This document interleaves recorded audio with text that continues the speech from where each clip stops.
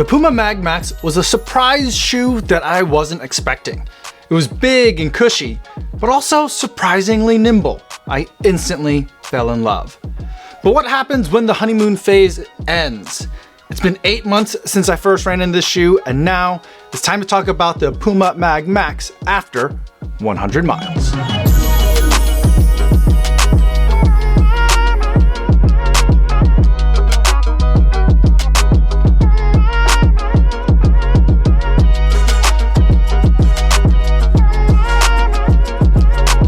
Yo, what's going on? My name is Kafuzi and I'm a non-elite runner who reviews running shoes here on YouTube. And today I'm going to talk to you guys all about the Puma Mag Max after 100 miles.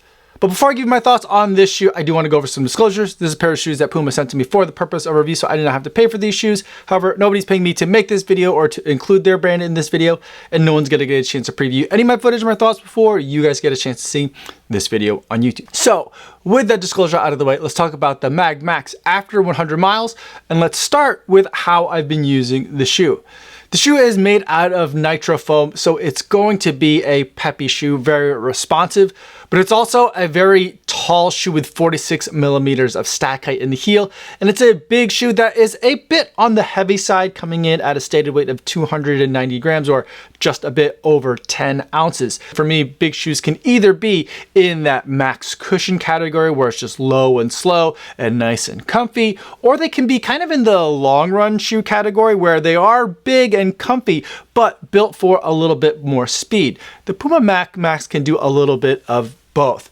And I think that's because of the foam that Puma chose to use for this shoe. They're using their nitro foam, which for me tends to be more on the responsive and speedy side or a little bit on the firm side, but I don't know if they've tinkered with the formulation of the foam or if it's just because they've added so much of it.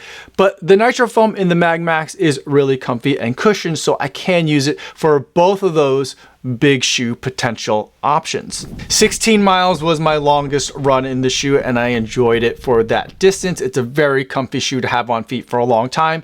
The shoe fits really well, and there's plenty of room here, and the knit tongue that they're using is a pretty thick knit tongue. I would have loved to have seen them go a little bit thinner. I love thinner tongues the better, but I feel like it's a very comfortable shoe to be in for a long period of time. And my average run in these shoes was about 7 miles. So I'm in this shoe for at least an hour at a time whenever I'm running in the shoe. And I find that the shoe is really comfy, especially on when I'm using it for days after a big workout, when my body is the most beat up and the most in need of comfort. That's when the Mag Max has been really delightful.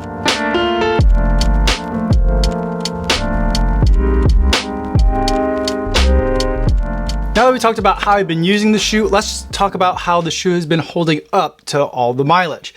The shoe is still cushioned and still very peppy.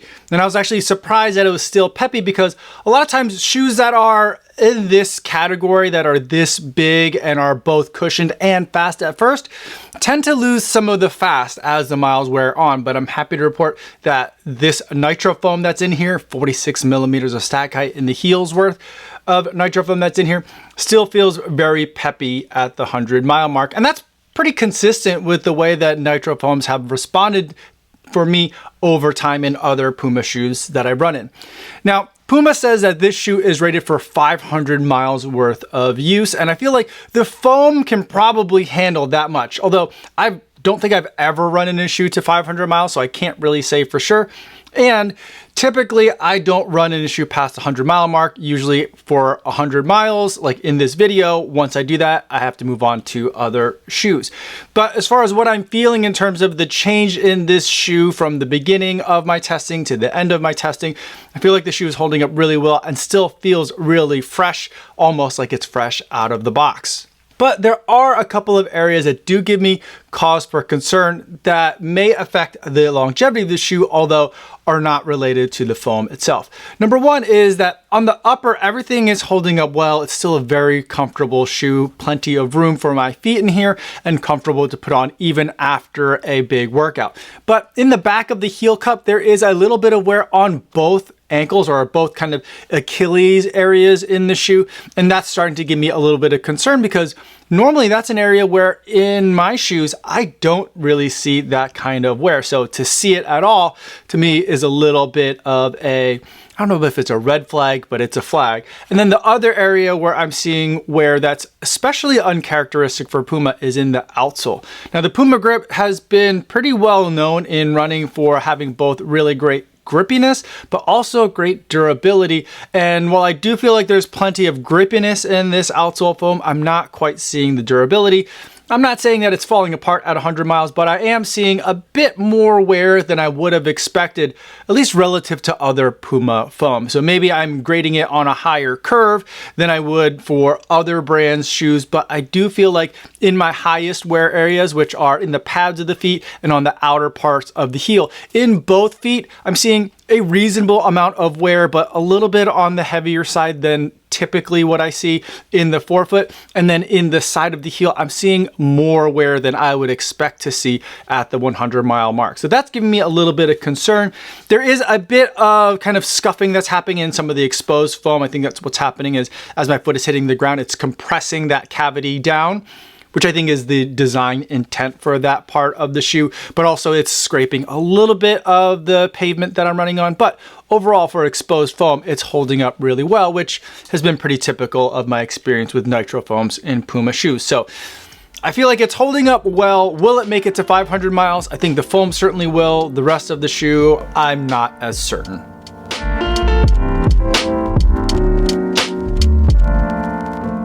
Before we wrap up this video, let's take a moment to zoom out and see where the Puma Mag Max fits within the broader Puma lineup.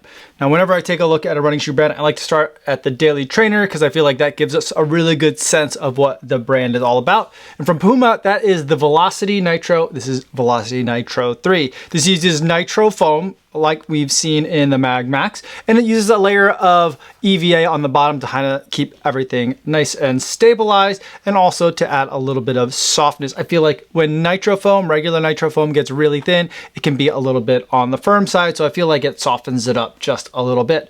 We've got plenty of cushioning around the heel collar and a very thin tongue, a snug but not too tight toe box in the front with a decent amount of room, and plenty of durability built with this Puma grip rubber outsole. This is the kind of shoe that you could take for most of your days. Personally, I find it to be a little bit on the firm side, but otherwise a solid daily trainer. Now, the Max Cushion shoe, or the standard Max Cushion shoe from Puma, is a shoe that I actually haven't tried before. That would normally go kind of like right here in the way I normally like to line shoes up, and that's the Magnify Nitro 2. Nothing necessarily wrong with that shoe, I just haven't had a chance to test it. Puma hasn't sent that one to me before, and I keep forgetting to ask for it, but that's kind of where it would fit. For those days where you want a little bit more cushion, a little bit more comfort, and you care a little bit less about pace, the Magnify Nitro 2 fits that spot in the Puma lineup, or at least that's how I think it lays out.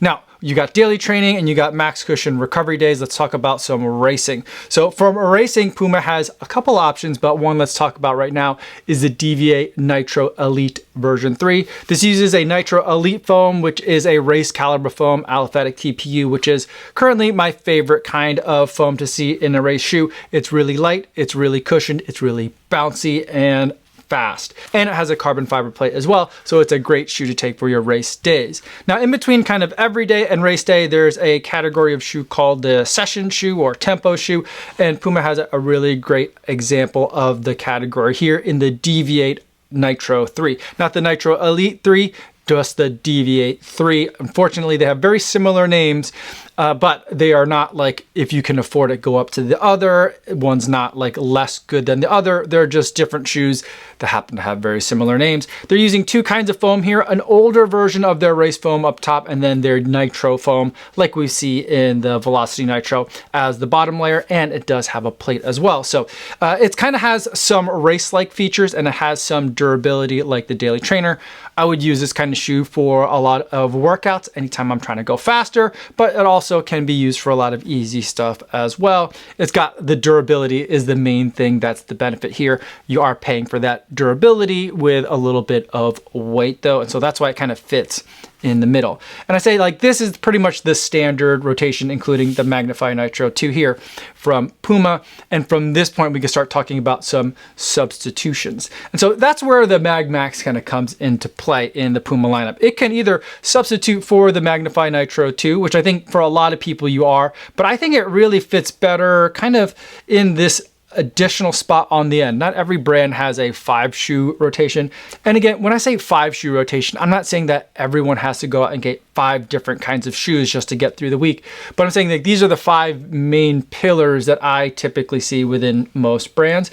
And then this 5th pillar is the long run shoe. So it's got some max cushion type qualities, but it also has some peppiness to it. So you could use it for some long runs where maybe the DV8 Nitro 3 might be a little bit too much on the firm side, and you might not want to rack up too many miles in your race shoes for something that's not like race-like effort. That's where a long run shoe comes in really handy. And then I mentioned that I didn't love the Velocity Nitro 3, and so I might substitute that one out in a Puma rotation and reach instead for the Forever Run 2. This is a dual foam system shoe that has a softer layer and a firmer layer to give you comfort where you need it and responsiveness when you're pushing off. It has that Puma grip, and it does have some light stability, but even for neutral runners like myself who really don't like stability, I think you'll be able to run in this one pretty nicely. And it has a nice combination of a little bit softer than the Velocity Nitro 3. It's not a mushy shoe by any means, but it's softer than the Nitro 3 and it still has a bit of pep to it. And then from the race category, there is the DV8 Nitro Elite 3,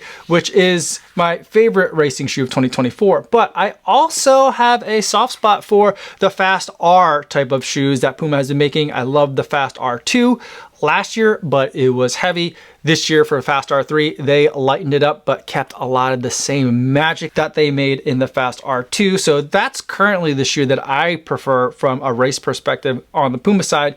And so I wouldn't necessarily use the Magnify Nitro 2, basically because I haven't tested it. And instead I would use the Mag Max as the both max cushion shoe and the long run shoe. And this is the lineup that I would use from Puma.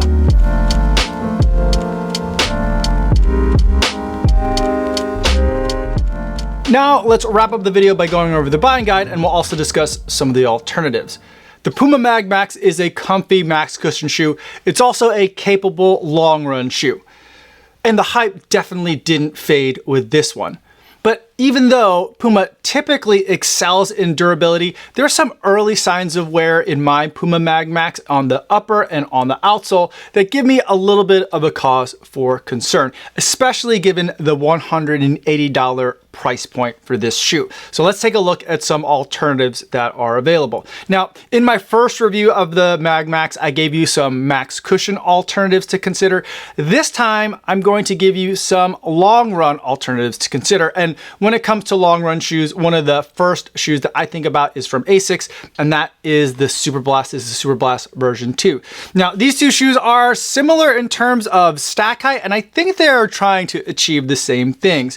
But Asics approaches it a little bit differently, using a race caliber foam for the bulk of the shoe and then just a little bit of daily training foam on the bottom to keep things a little bit more stable and tuned for some slower paces than racing foams would normally indicate. And I think that overall, while they both fit really well and they're both very comfortable, both for easy running and for faster long run type of work, I prefer the Superblast 2 as a long run shoe because it's just got a little bit more pep. Plus, it's holding up at the 100-mile mark a little bit better than the Puma Mag Max.